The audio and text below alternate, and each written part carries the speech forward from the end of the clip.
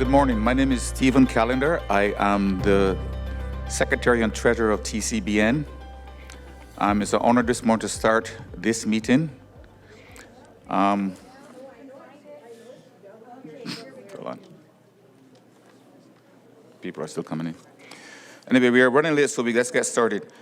First, I'd like to introduce Stephen Tickens to give a land acknowledgement.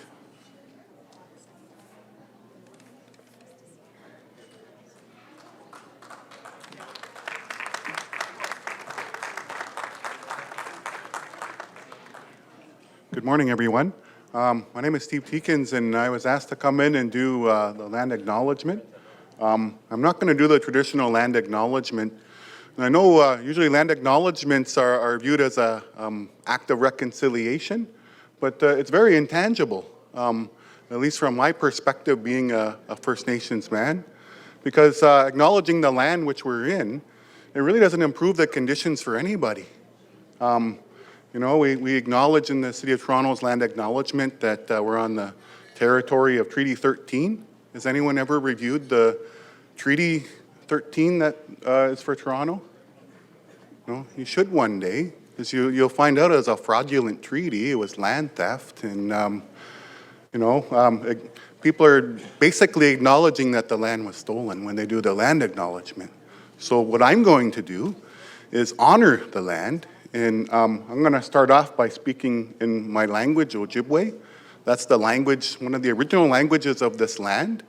And I'll tell you what I'm saying afterwards. So, Bonjour, Jashko Jeshiwang Nabe, Manadona Nandis Nakaz, Wabshishido Dem, Nibising Dunjiba. Mishomisag Nokemisag Gejemnado, Kinegego Gejito Yan. Miigwech mishomis Jesus, Gubeya Wasea Jewin Nongam. Miigwech Nokemis Jesus, Gubeya Wasea Jewin Nibiting. Miigwech Muskakine Gamidziang Bamadzuin, Gamidziang Nabe, Gamidziang Nijum, Minwa Gamidziang Nasewin Nong. Oh, miigwech. So what I did, I said in the Ojibwe language to honor the land, was I said thank you to the Creator for all that you've given us. I said thank you to Grandfather Son for coming up this morning and doing that work that the Creator instructed the Son to do, to give us that daylight throughout the day. I said thank you to Grandmother Earth for shining down on us at night and lighting up our evenings. And I know tonight our Grandmother Moon will be in her full beauty. And then I also said thank you to Mother Earth for giving us this good life, for giving us the clean water that we drink, for giving us the good food that we eat, for giving us all of the animals and all of the plant life, and for giving us that clean air that we breathe. And then I said thank you. So that's one way of honoring the land. And I know usually with land acknowledgements, this area of Toronto, it's also covered by a treaty between two Indigenous nations, the Iroquoian people and the Anishinaabe people. And it was a treaty that they signed called Dish with One Spoon. They didn't sign it with ink or with paper. They commemorated that treaty with a wampum belt. And the whole notion of the Dish with One Spoon treaty is acknowledging that this land is shared between those peoples, and now it's shared with many peoples. And with the Dish with One Spoon, the land is seen as the dish, and the dish contains all the foods that we need to live, all the water that we need to drink. And the spoon is the tool that we use to take those things to nourish our bodies, to feed ourselves, to feed our families. So the idea is that we have to keep that dish clean, keep that land clean, so that Mother Earth can still provide us with food, with all the good things that we need to nourish our body. And so with the Dish with One Spoon treaty, it was an agreement to make sure we take care of the land, only take what you need, so that other generations will be there in the future to be able to draw from it. So I'd like to say miigwech for having me here today. Before I step away, I'm just going to sing a song. You know, I know as human beings, we're all very musical people. You know, I've been able to almost travel around the world and drum and sing with our native music. And I remember once when I was in South Korea, I got to meet different cultures from all over the world. And you know, one thing I noticed is all these cultures from all over the world, they all had their own types of drums. You know, they all used drumming to make their music. And that's when it dawned on me. You know, the drumming and music, that's something that all human beings share in common regardless of what culture we come from. And that's something that ties us all together. And, you know, I came to realize that maybe the drumming and singing is the Creator's favorite music, because why else would the Creator give us these things and for all of us to share in common? So I'm going to sing a little song for you, and then I'm going to step away and turn it over to the organizers. So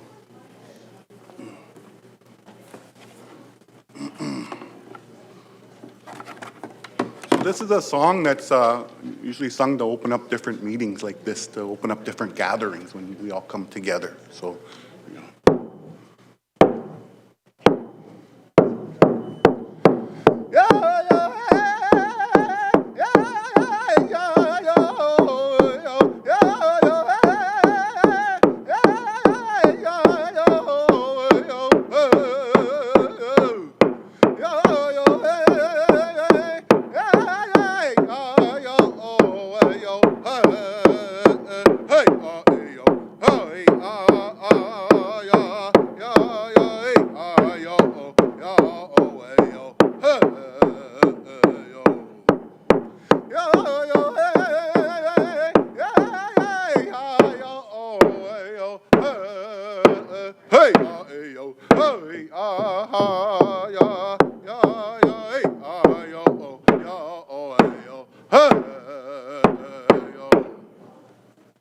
Okay, miigwech everyone, and I hope you have a wonderful conference.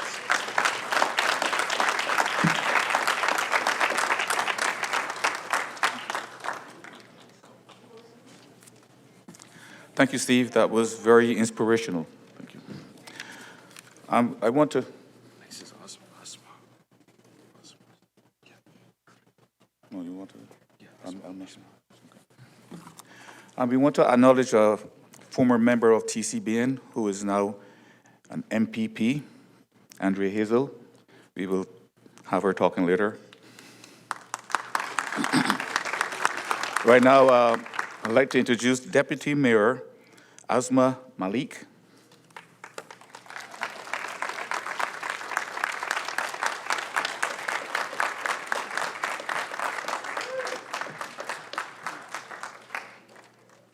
Thank you very much. Good morning, everyone. How are you all doing?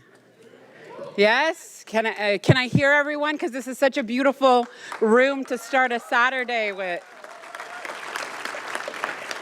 And can we get a big round of applause for Stephen and for Steve for starting us off in such a good way?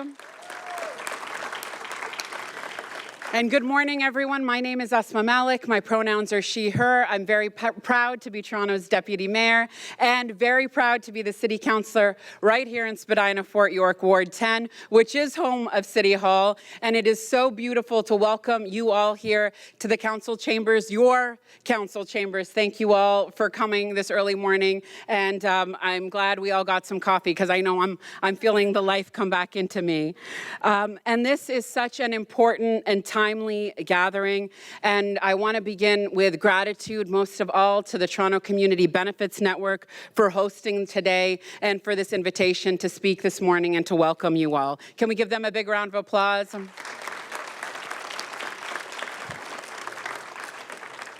It won't be lost on any of us what a heavy time it is in the world, and where I know I have, along with so many of you, been holding tight to our commitments to each other's well-being, to each other's humanity, and to each other's safety. And in this moment especially, it is such an honor to be in the company of friends and colleagues in the city-building work that is about creating a Toronto for all of us and a world where we all belong. Your community voices, your organizing, and your action are the cornerstone of pushing policies forward at the city that make a meaningful difference in the lives of Torontonians and how our neighborhoods grow for the better, to be more equitable and to be more prosperous.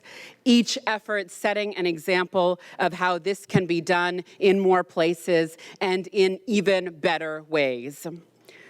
While I'm so proud to have connected and worked alongside the Toronto Community Benefits Network in my role at the Atkinson Foundation before I was elected, I didn't know how quickly we would be working together when I got to City Council. With the construction of the Ontario line starting imminently as my turn began, it was time to act. How many of you felt that urgency as well? After seeing the issues and serious concerns raised in the construction of the Eglinton Crosstown and the challenges already emerging in the building of a subway through our downtown in established neighborhoods and through busy transportation routes that already existed, I created the Ontario Line Construction Subcommittee with my colleagues on the Toronto and East York Community Council, Councillors Chris Moyes and Paula Fletcher, and it was a committee that I was honored to chair with their support. While the Ontario line is being constructed by Metrolinx and the provincial government, which we're all aware, the City of Toronto plays a clear role and an important role in transit construction. And through that committee, we created a better path forward that set the city and community needs at the center and created a clear set of recommendations on how we expect to work together with the province to ensure the best practices for residents and for our communities as this vital transit link is being built. And from our very first consultation meeting, we heard loud and clear from residents, from community organizations, many of who are in the room, and from important stakeholders like the Toronto Community Benefits Network on how crucial community benefits are. Everyone agreed. Community benefits are a priority and must be on the table. And after consulting and working hard with staff, with residents, and with stakeholders across the line, the Ontario Line Subcommittee and Transit Expansion reported back on the city's recommendation, which includes a dedicated section on what we need to be seeing as community benefits move forward in this construction. And thank you for that. With the push from an active community and set of stakeholders, and with the political will that we have here at City Hall right now, minimum thresholds and hard targets for local hiring and all equity-deserving groups were included, utilizing local and social procurement opportunities, including with social enterprises and Indigenous and Black-owned businesses. This report and recommendations is being used at the level of our community liaison committees, to our broader engagement with Metrolinx on the Ontario line for transparency, and most of all, as a tool for accountability. It's an example of how the work together we do to ensure community engagement and community benefits are a priority from the start of projects, even before shovels are in the ground, is so critical. Toronto needs better transit. We need better infrastructure right across the board. And the Ontario line in particular will be an important upgrade to our transit network. We all know that. And while we need the line to be built quickly and on budget, it must be done while protecting our city and our community's interests and ensuring that no one is priced out or left behind. You know well, you've heard it a lot, and I'm sure we'll have many conversations about it today as well, that when we engage in community benefits organizing and we are able to land that we do double duty with public dollars. They invest in infrastructure and create opportunities and benefits for all of our communities. And we also know they can do triple duty, multiple duty in projects like these when we seize the opportunity for climate leadership, for community leadership building, and more. And like you, I am committed to investing in our communities. I want to improve our city's infrastructure, and I want to make sure that everyone is included in that, and we do that through this dedicated work around community benefits, ensuring that we do have community benefits, we know is a collective effort. We just have to look around this room to understand that. And you have a champion in me, and you have so many more here at City Council, including our new mayor, celebrating 100 days just this past month. And together with support from activists and advocates, organizers, local residents, stakeholders, and groups like the Toronto Community Benefits Network, I am so excited about what we're going to be able to do ahead. Thank you for leading this good fight for community benefits. Let's keep going, let's keep building, and let's keep winning on the things that matter. And as an organizer, I have me and my team here throughout the day, and I hope that we can stay connected. All the best for the learning and connections today, and it is my honor to introduce our mayor, Mayor Olivia Chow, who is someone who will not be unfamiliar to you, as someone who has represented this city at the municipal level and at the federal level, whose work around community organizing and advocacy has shaped so many of our best, most progressive wins in the city. It is no surprise that she is a community benefits champion, and we'll be able to share a little bit more about what that vision is in conversation with Executive Director of TCBN, Rosemary Brown. So without any more talk, here is our Mayor, Olivia Chow.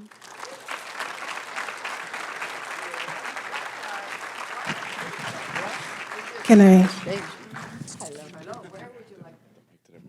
hand the mic to the mayor? Okay. Where would you like me? Why don't we stand here? Okay. Asma, thank you for those really kind words. And yes, since you were at Atkinson Foundation, as a community activist, you were supportive of the Toronto Community Benefits Network and the community benefits movement.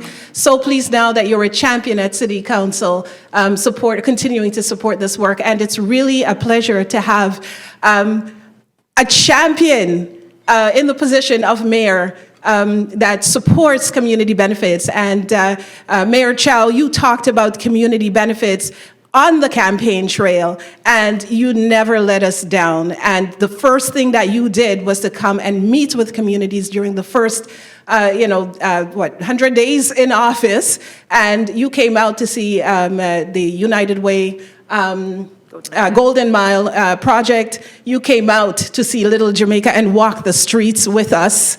That was absolutely incredible. And, and here you are today at our Community Benefits Summit. It's been 5 years. This is unprecedented. It has been 5 years since TCBN did our Community Benefits Summit, and a lot has happened since then.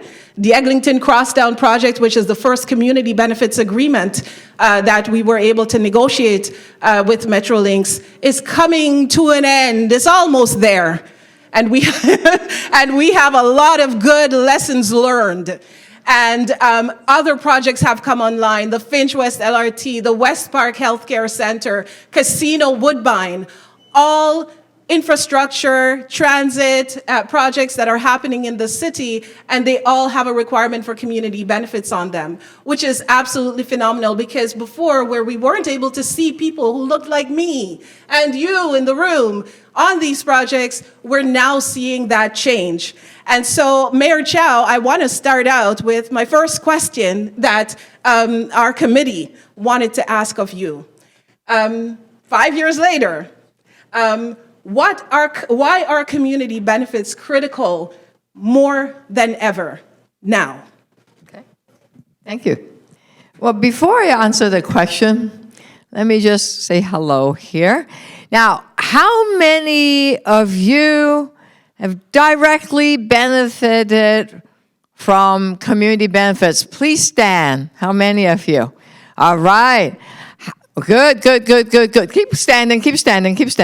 How many of you work with people that have been that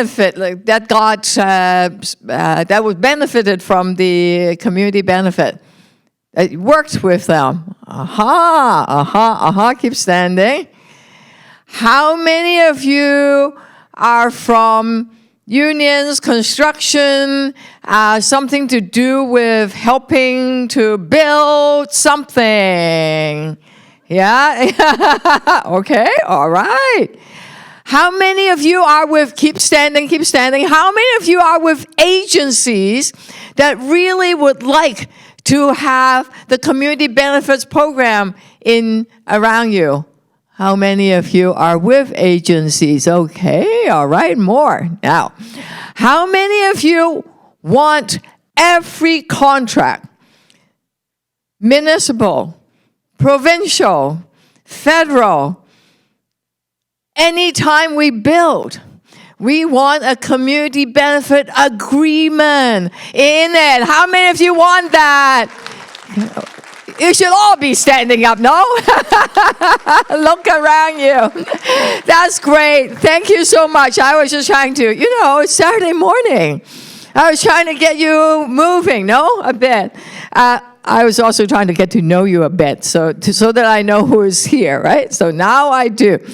Back to the question. Sorry, it just took a bit of roundabout to get to answer the question. Why is it critical? Well, you just answered the question, didn't you? It's critical because it benefits individuals, it benefits communities, it's good economic development. But seriously, in Toronto, we have a deep, deep housing crisis. We see it around us, right? And just last week, we introduced a massive transformational, generational plan to build more affordable homes. And we're looking at starting with about 4,700 because we got money for it. And we are going to build, if we get some money from the feds and province, 17,000. If we really get partnership with other levels of government, with everybody, then our target is to build 65,000 units of housing. Many of them affordable. Wow. Now imagine if that is happening, this massive project. Think of the communities that can benefit from it. Because the homes, we have pulled out, you should take a look at the report. We have pulled out all the sites we're going to be building in, okay? You should look at the sites and say, oh, I live around there, or I'm in that area. So we've identified 5 sites that we'll be building by the City of Toronto. We've also identified 50 other sites that we're going to ask nonprofit groups, cooperative, indigenous communities, people that want to build mosques, synagogues, churches, you name it. If you want to build, we want to partner with you. We have land. But because we have land, we have some say, no? We want community benefits to be assigned on it. So imagine what's possible. And I think the key is not just about building affordable housing.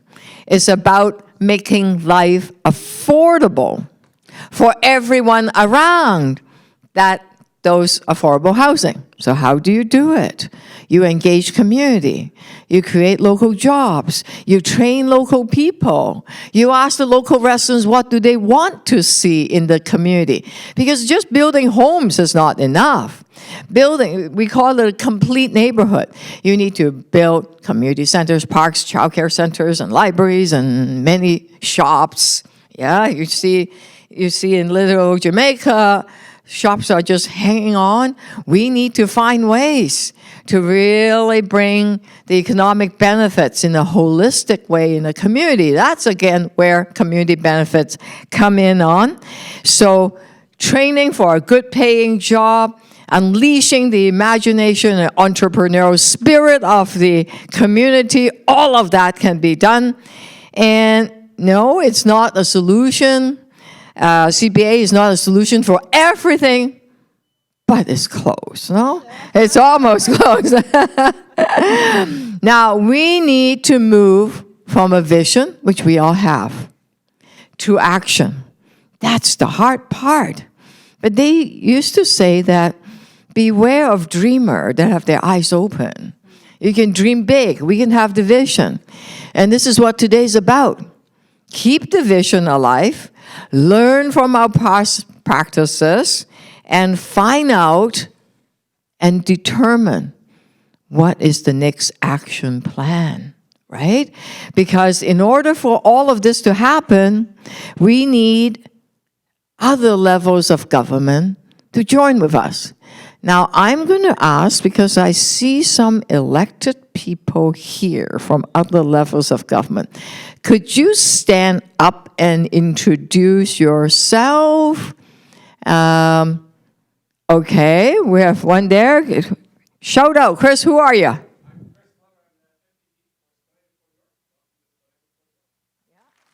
Right here. I saw the MPP for Scarborough-Gilwood. Oh, there you are. I just kept looking around. I said, where did she go? Okay, shout out intro.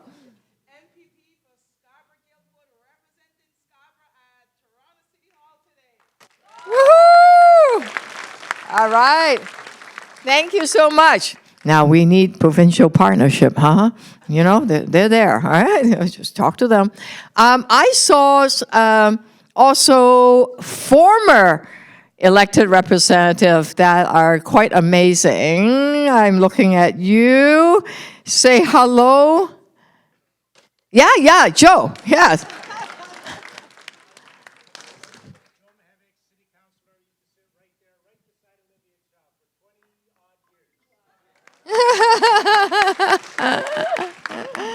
Yeah. Great.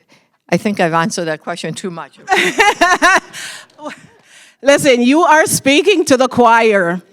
And you say preparation, guess what? We've been preparing this for quite some time now.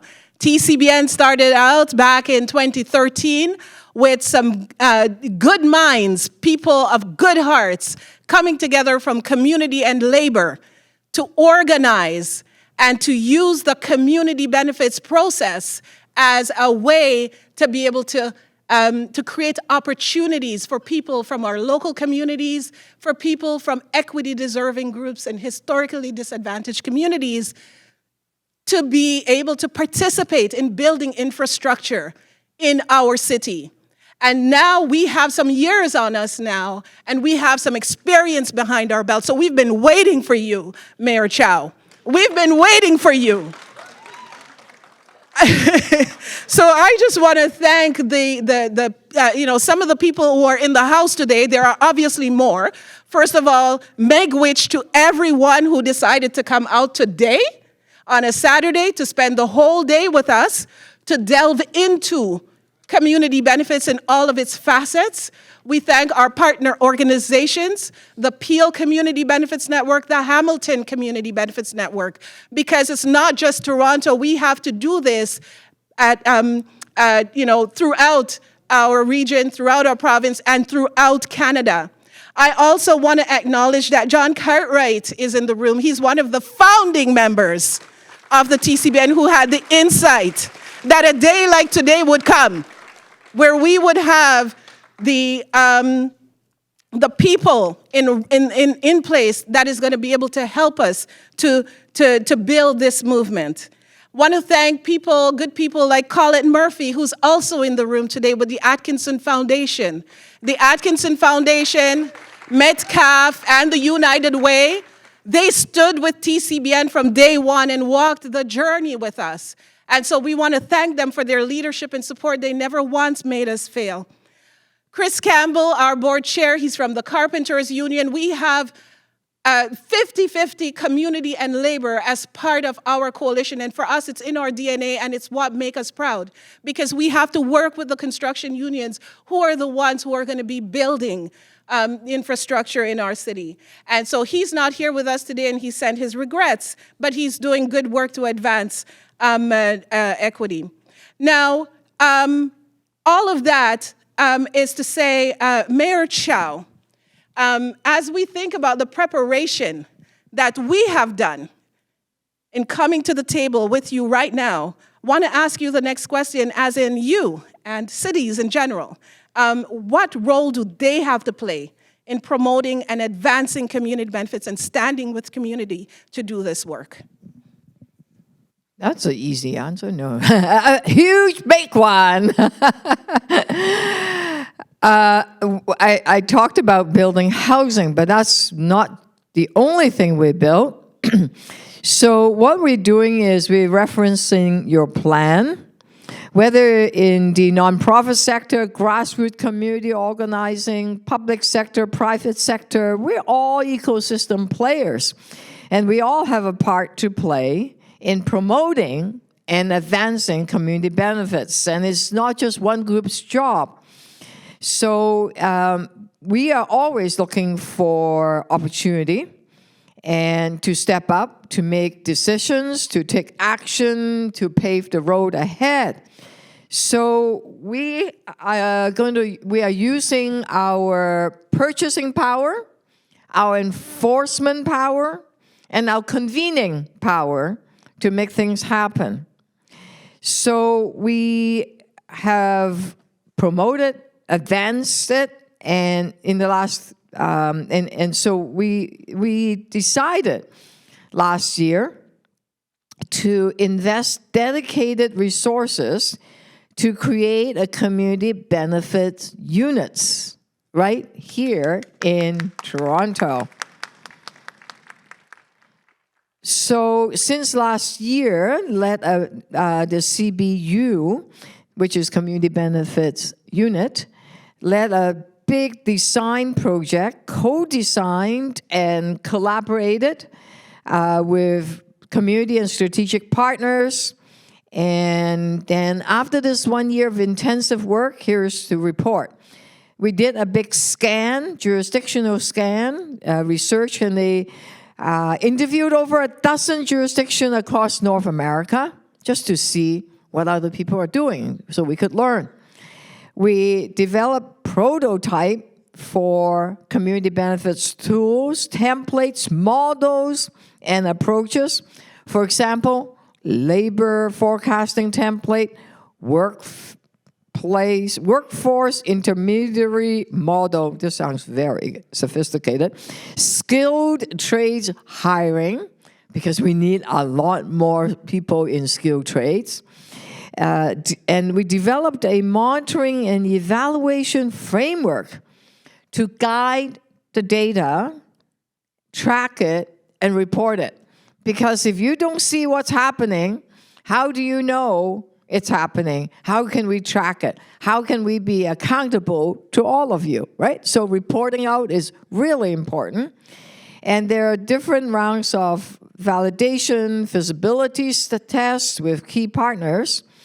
So the result, drum roll, the CBU is pilot testing this community benefits toolkit on a few city-led projects and initiatives, including, as I said, the Housing Now sites, which is the building that we're building right now, Casino Woodbine, which we are working on, and places, IMIT recipients like Ripley's Aquarium and other major projects, like there's one going to be happening in Nathan Phillips Square, Regent Park revitalization, phase 4 and 5. Yeah!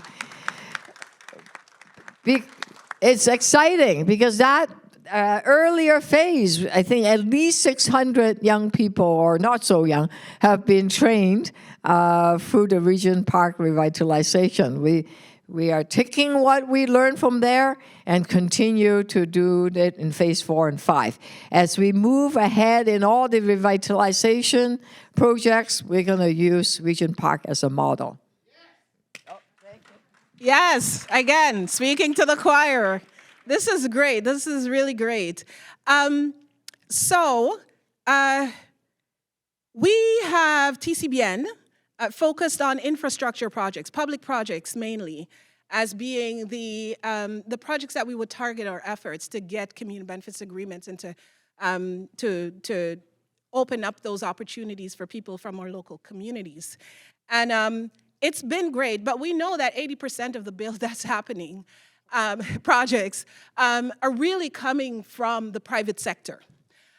Case in point, not too far from Little Jamaica, along the Eglinton Cross down Dufferin and Eglinton, there is a condo building that's going up, fueled obviously by the Eglinton Cross Down project and all that's been happening there.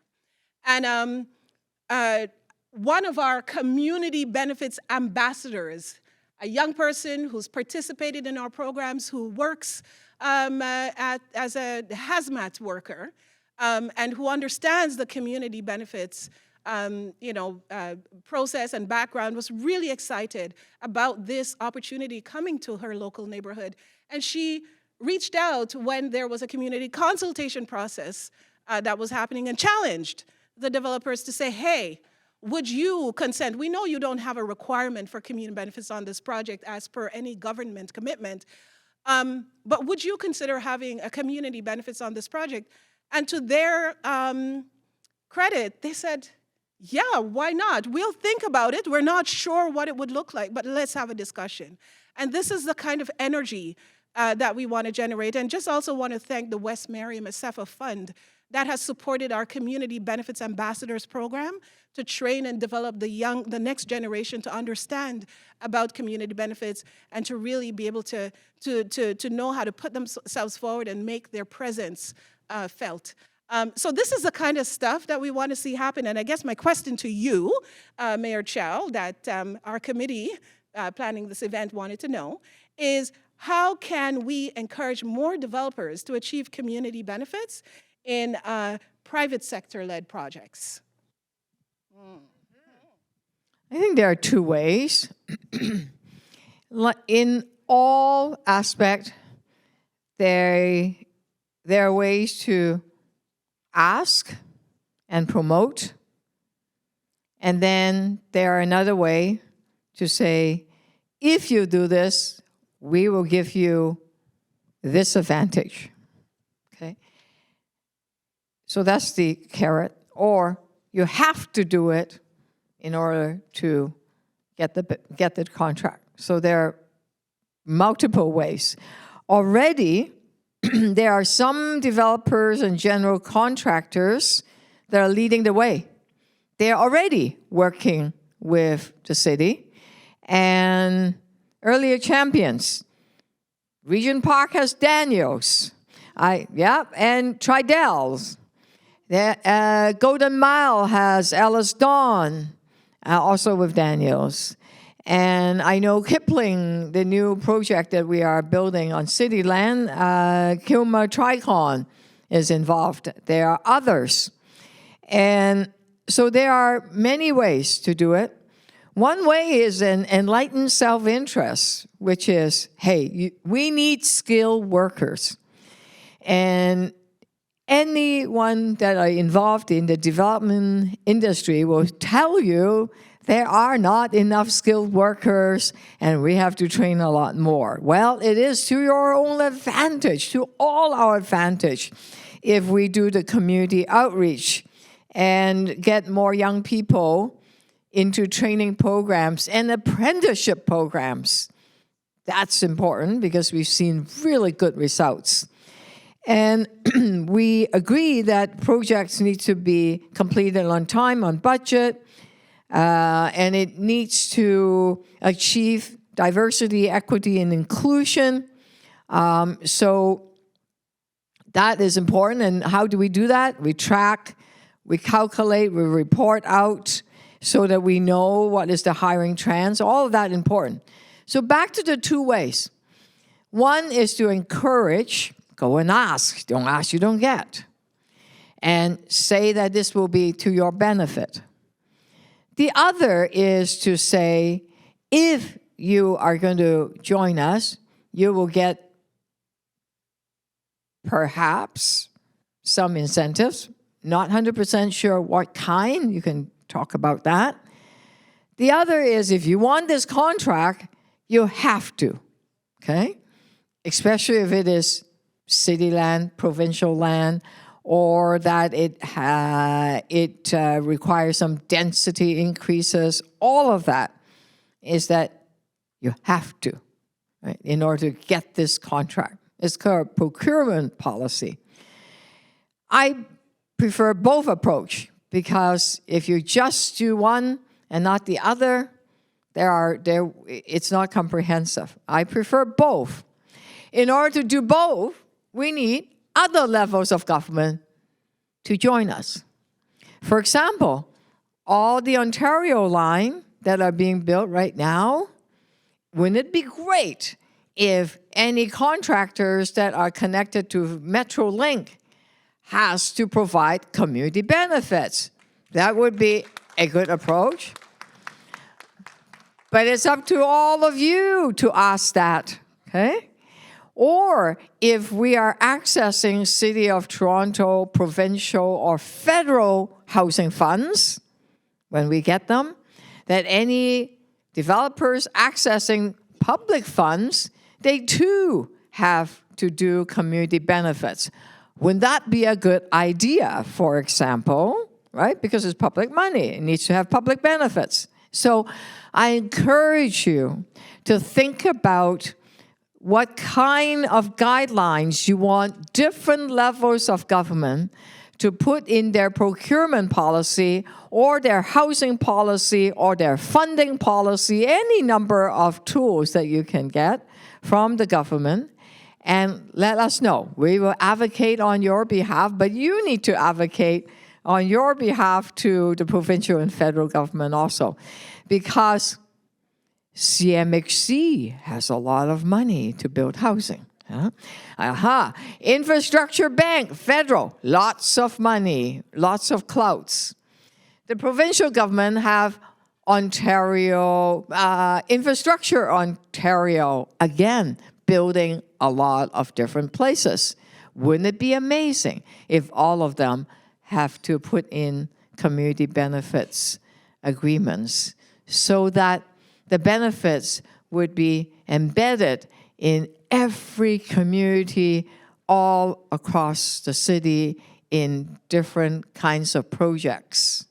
Not just transit, not just housing, but other infrastructure programs. So I leave you with that thought, of that dream. I think it's doable.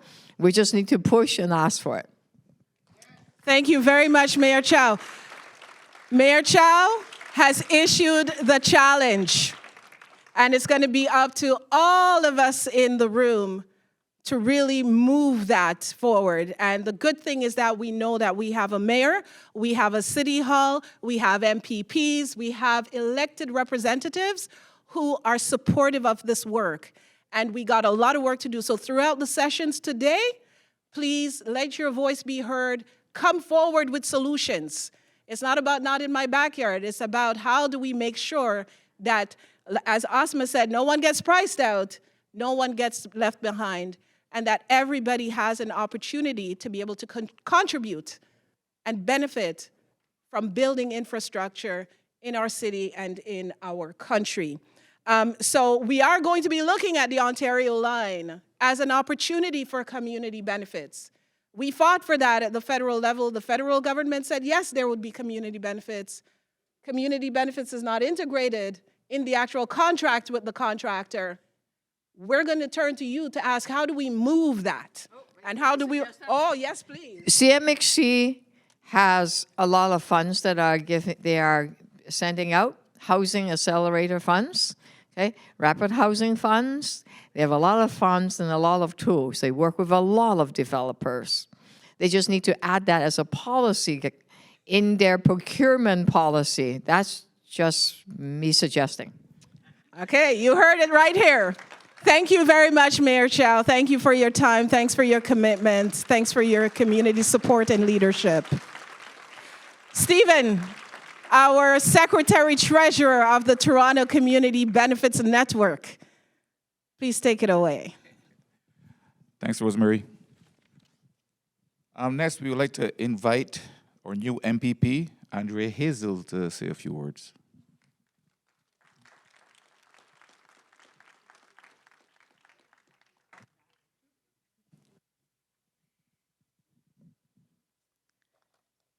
So sitting from the side, I couldn't see a lot of you, but wow. Give it up for TCBN for packing a house.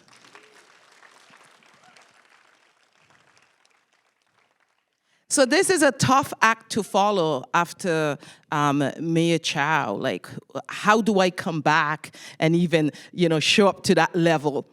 But thank you so much for supporting TCBN and all the policies and the community benefit networks. And this is the power of collectively working together. And so Rosemary and TCBN is not new to me. I was on the board of director, one of the board of director for TCBN before I got my new MPP role. And I just want to spend a couple minutes, I'm going to be very quick here, just to tell you the reason why my heart, my soul, my body is here to represent TCBN in any way, any shape or form that I can. So again, I was saying to Mayor Chow, I was at City Hall 3 times this week, and I'm loving all my visits because I believe for us to move things, for us to be a shaker of changing and moving policies and making things better, we need to have a strong relationship with every level of government. And that's what I'm building. Because I am the Ontario Liberal critic for transportation, infrastructure, and women's social and economic opportunity. I needed to show up. I needed to be here. Very excited to be a part of this GTHA Community Benefit Summit.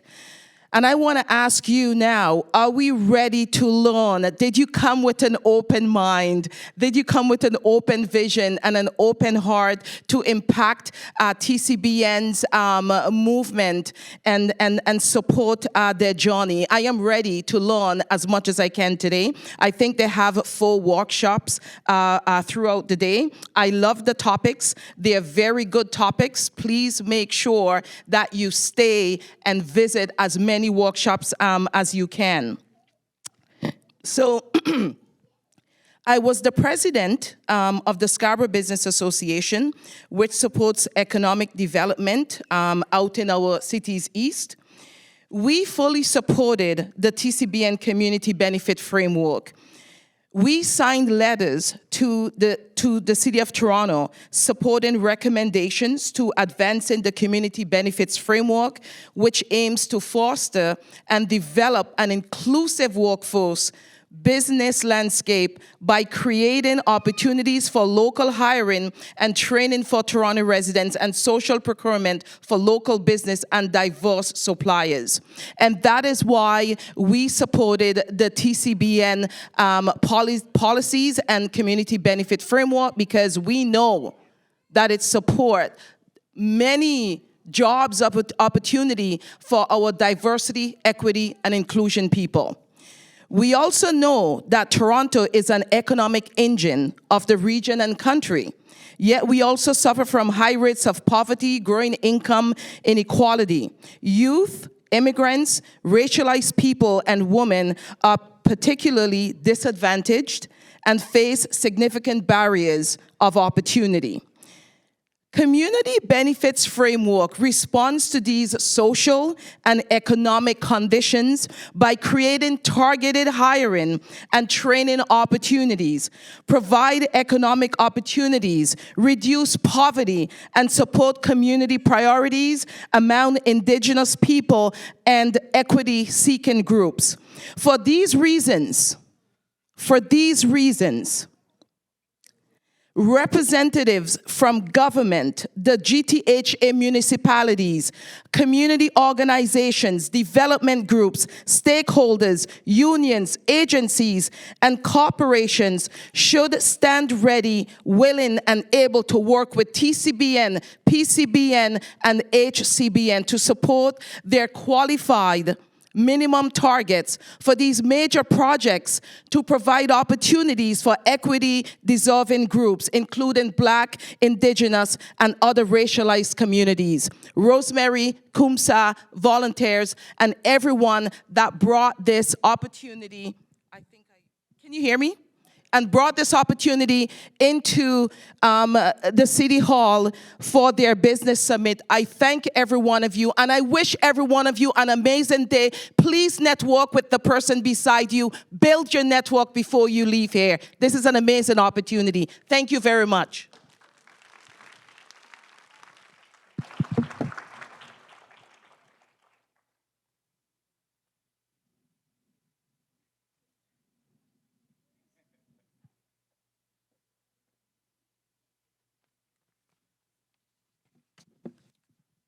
So hello, we're back again. We are going to go into the workshops in a minute. For those of you who don't know me a little bit more about me, I am also the president of ACCA, the Afro-Canadian Contractors Association, and community benefits is very much in our heart, getting especially from cross links and metro links. We need it in the Ontario line. We're pushing for that. I've got to thank one person here, Kumsa, who's the Director of Community Campaigns, Benefits and Engagement, who organized today.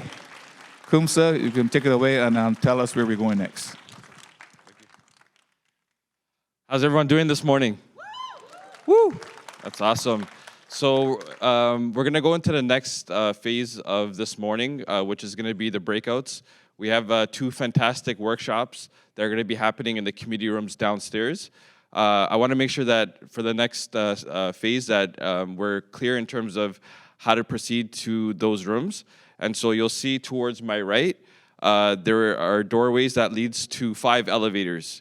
And so we're going to try as much as possible to do it in a smooth way. We have some volunteers that can help guide you through those elevators. And what it'll do is take you down to the 2nd floor, which is where the 2 committee rooms are situated. And so we'll have 2 rounds of breakouts that will go for about an hour each before lunch. And so the first set of breakouts in committee room 1, the title is Community Benefit Agreements and Actions, Sharing Our Stories and Lessons Learned. So if you want to go to that one will be in committee room 2. And then for the 2nd workshop, that one will be in committee room 1. And so that one is a just transition to a net zero and inclusive green economy. I know some of the speakers are downstairs already. And so if you want to go to number 1, it'll be in committee room 2. If you want to go to number 2, it'll be in committee room 1. And I look forward to seeing you all throughout the day. Thank you.